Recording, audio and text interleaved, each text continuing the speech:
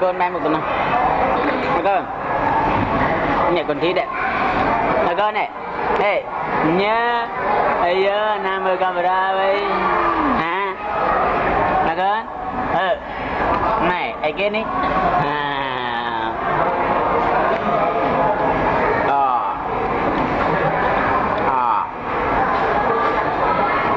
bạn điện thoại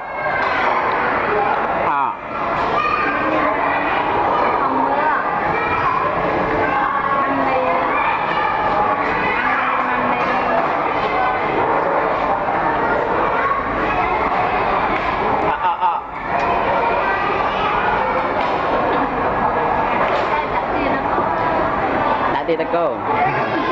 mạ cho vậy mạ cho vui làm ra từng tinh mùi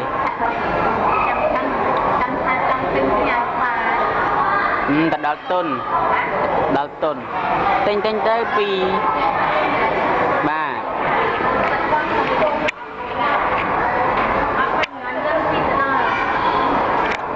ta đợt biết bay nhớ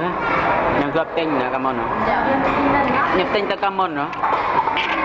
tinh ta đang tuần là lạ cảm ơn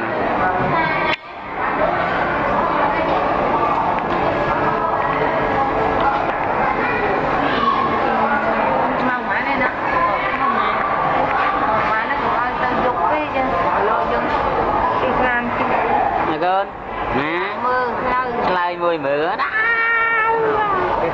anh cái lần xa rồi giờ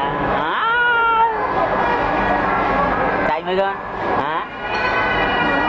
con chạy mười mưa